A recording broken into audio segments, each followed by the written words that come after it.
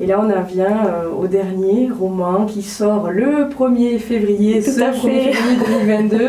Voilà, c'est le nouveau bébé qui arrive pour Cindy Trier. Donc, et là, on est sur Au-delà des nuages, le soleil brille. Vous traitez la question du harcèlement. Tout à fait. C'est toujours une fiction. On est sur un roman fiction. Alors, je vous remercie de faire cette précision. C'est un roman fiction. Tous les romans sont des romans fiction, mais attention, ce n'est pas de la fiction pour de la fiction. Tout est issu d'un travail de fond. Tout est issu à la base de témoignages, d'interviews, de rencontres qui m'ont profondément marqué, ou d'histoires qui ont marqué même ma propre histoire. Et en ce sens-là, ça reste un roman, mais le travail historique qui est réalisé derrière a pour vocation de ne pas trahir des époques de l'histoire et de faire en sorte qu'on puisse assimiler cette histoire comme si elle nous incombait à nous.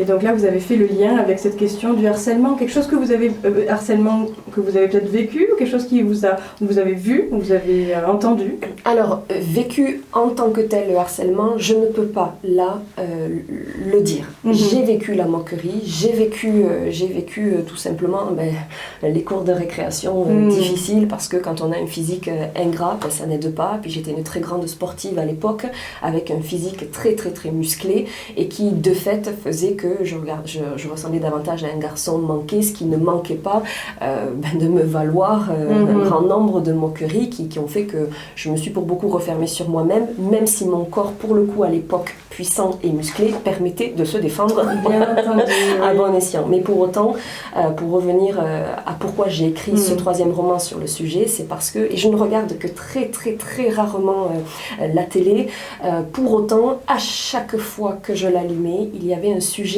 en lien avec des témoignages issus de ces railleries, de ces moqueries, et ça m'a fendu le cœur. Et je me suis dit que il était sans doute très important de pouvoir humblement mais fermement lutter contre ce fléau et d'écrire de fait à ce sujet avec des mots qui sont des mots réels, bien que ce soit des mots qui soient parfois coups de poing. Et je vous avoue qu'en l'écrivant, j'avais parfois l'estomac noué de me dire parfois la bêtise humaine peut être particulièrement forte. On sait la violence de tout ça et on en parle actuellement. Donc cet ouvrage parle de cette question-là. Donc pour tous les parents, c'est destiné à qui et comment l'apporter si jamais on a aussi dans notre entourage quelqu'un qui est concerné par ça.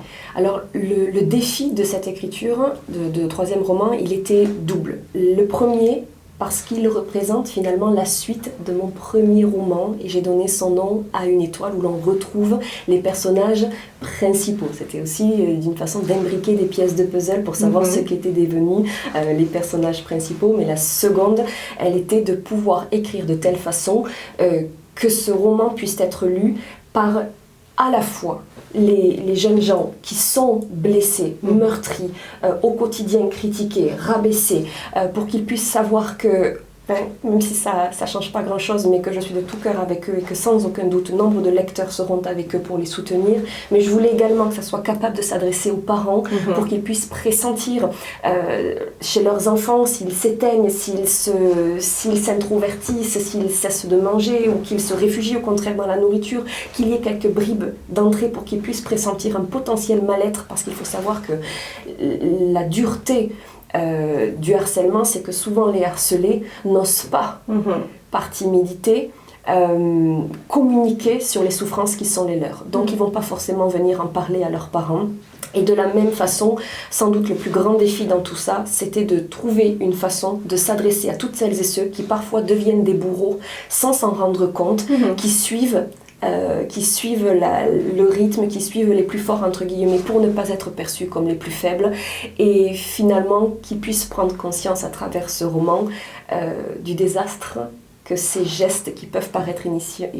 Oui, on pourrait penser que c'est rien, mais ce n'est pas rien. Ce n'est pas rien, et je voulais vraiment qu'il y ait ce message qui soit également passé à l'intérieur du livre.